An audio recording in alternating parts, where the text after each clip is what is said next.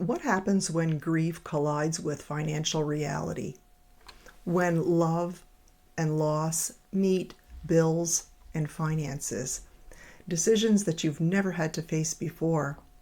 For many widows, that moment brings a wave of uncertainty, a wave of discomfort, and sometimes isolation and confusion. Welcome to Grief Space. Today I am joined by Kathy Stapleton, a woman whose story began with loss and led to purpose. So, Kathy, how did that influence your decision to be where you are today? Well, my mom did become a widow when I was 2. My brother was 4, and they were planning to do a cross-country trip to show off their new kids to the grandparents in Colorado. So my dad bought a Chevrolet, and they were planning this trip, but before they were going to leave, they made sure they made an appointment with an estate planning attorney to draw up the will and all of that in order to protect their young family. Unfortunately, my father had a massive heart attack the same morning that they had an appointment at 1 that afternoon. So he never made the appointment. Consequently, my mom was just super overwhelmed in probate for years.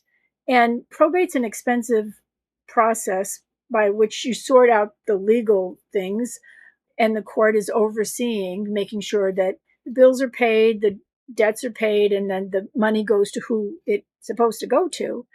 Um, it was so unfortunate and so not necessary, but it didn't work out that way. So I very much was aware that women are getting the short end of the stick in so many ways. And in that, I mean, 80% of men die married, 80% of women die single. Oh, So interesting.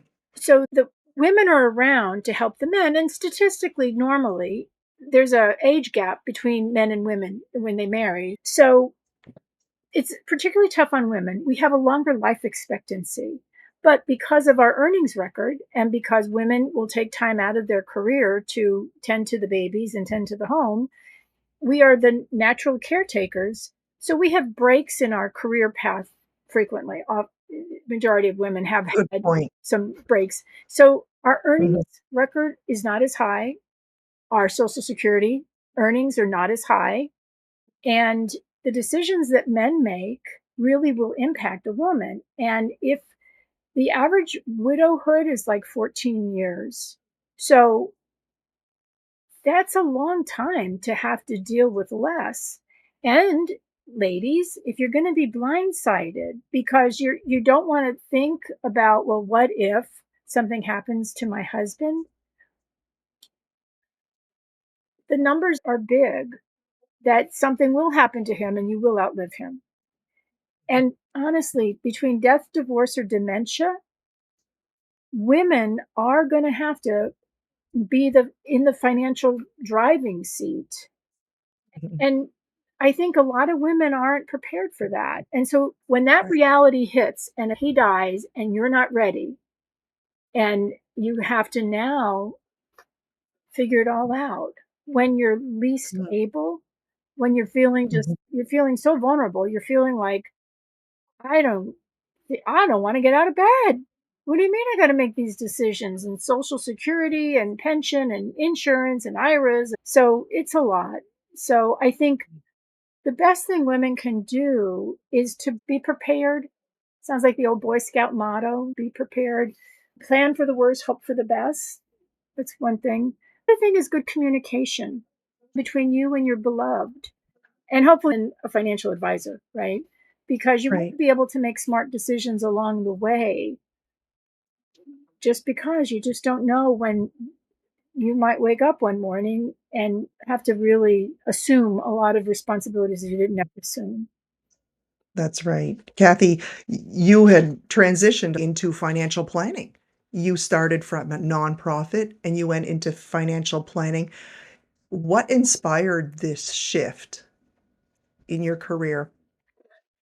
I wanted to make a difference in life, and I got my degree in nonprofit management. So, of course, I was going to work in nonprofits, but being working in the nonprofit field, they pay so little, truth be told, um, that I had to make my money stretch. So I had to learn about money. And so I got recruited by a firm that worked with nonprofits in their pension and retirement world. And so nonprofits and schools. And so I was trained by them, and that's how I got into financial planning. But I always felt like I wanted to be an advocate for someone like my mom who didn't have any background in financial planning and was just feeling overwhelmed because nobody is, if you go into certain, especially if you go into certain fields, you're called to the nonprofit world, or you're called to education.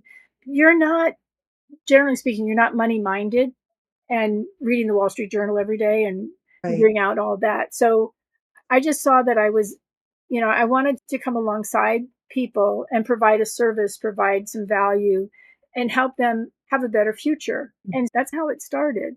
And So you basically work with widows. not just widows exclusively, but what I found with widows is, and here's the heartbreak and here's the heart tug.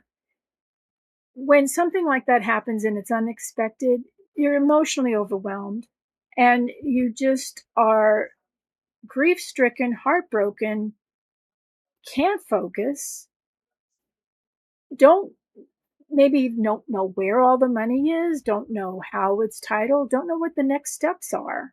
And so you're at your worst when you have to make these decisions and really suit up and put on your armor to go make decisions that are going to impact the rest of your life and your family's life.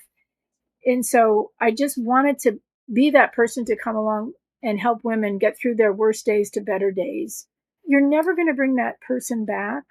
But if you can say, okay, let's figure this out. What do you need? And there are certain things that everyone needs, just depending on how many death certificates do you get, who do you need to inform, what are the steps you need to take, and all of that.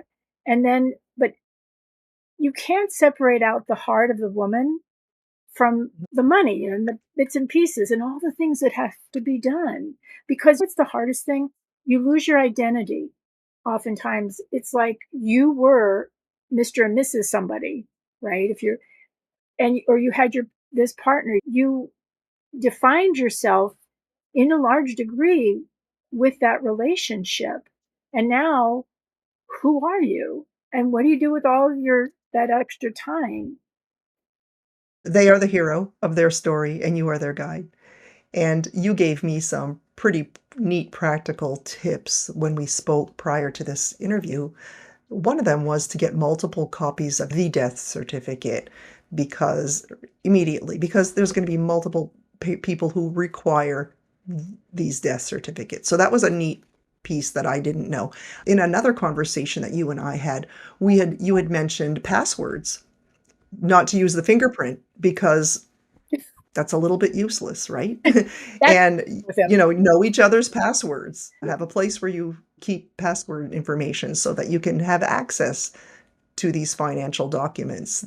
What other logistical or practical tip do you have for us today? Those are the ones that I remembered from our conversation. Lisa, the other thing with the passwords is that to have the other person's cell phone. I don't know of anybody in this world that does not True. have a cell phone because of that two-factor authentication.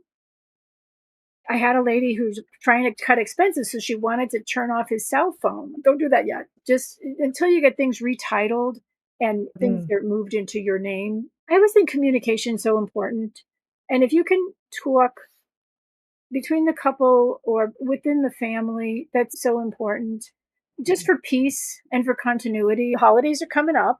And so when you get a mhm. chance to have the kids are coming home or the grandkids and all, um, you might just open up the conversation saying, when your dad and I downsize, or if there comes a time, just you can just do it as a what if. I saw this TV show on the other day about people downsizing. Like the kids felt that they wanted to have something of mom and dad's or something of their childhood home.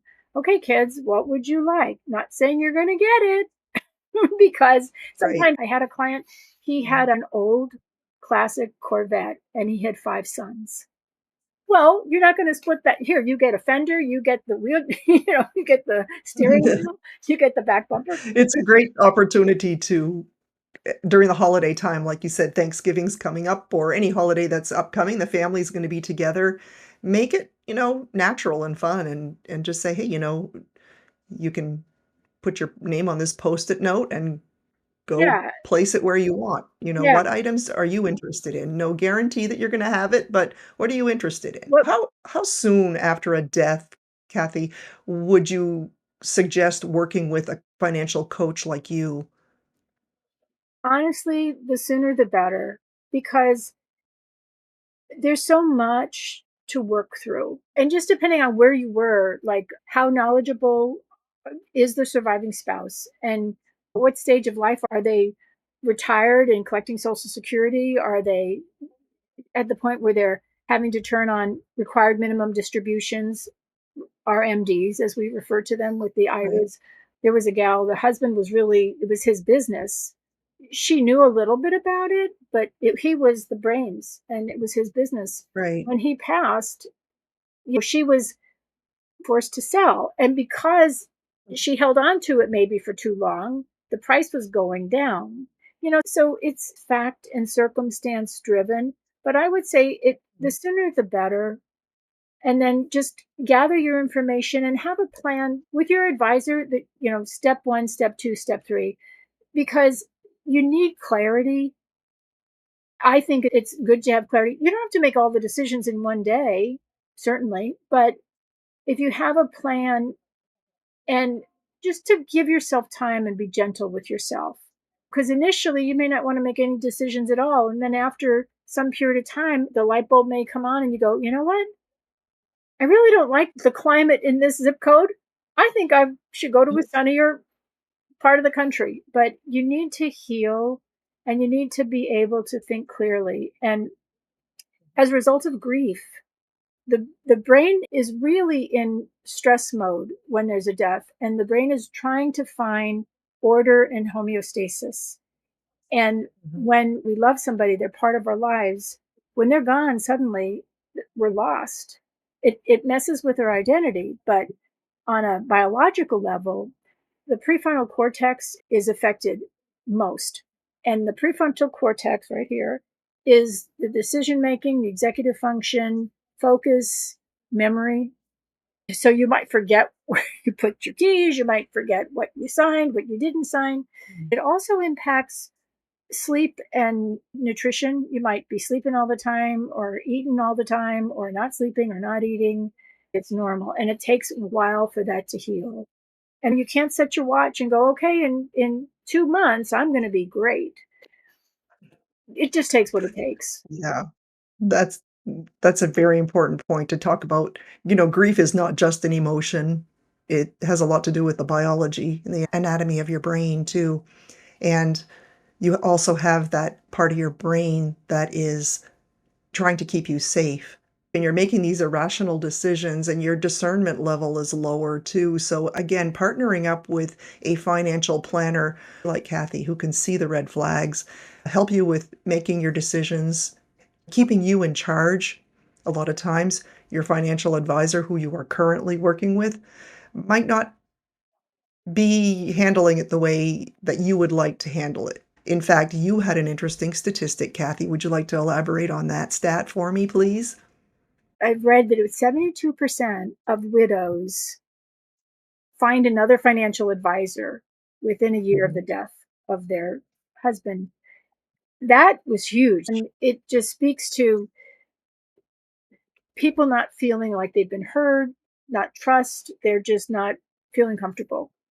Once you've gone through a loss like this, you're finding yourself. And if that person was not really listening to you, Right. like, It destroys trust. Now, a financial advisor, they know what they're doing, and it might be business as usual for them. Do this is your plan, but you're in like I said, your brain is protecting you, so you're in that mode where you don't trust right now. And you know what? That's okay.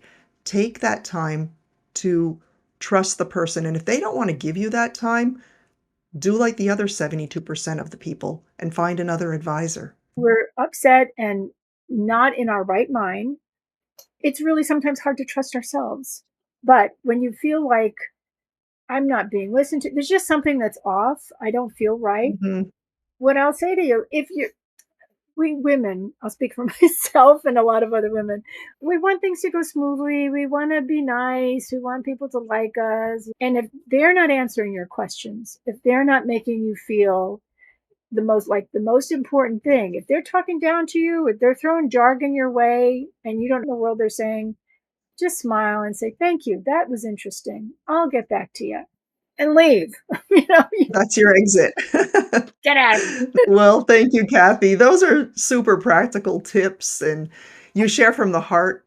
You know, you saw your mom going through it, and you've seen many people that you coach going through it too. And, you can learn more about Kathy's work, and you can get some additional grief to work counseling and resources at KathleenStapleton.com. And I'm going to put that in the show notes too. Until next time, I just want to say thank you to Kathy for showing up and sharing. It's been a delightful time talking to you. I'm Pleasure. Lisa Kelly, and I'm here to help you become the boss of your loss. Take care.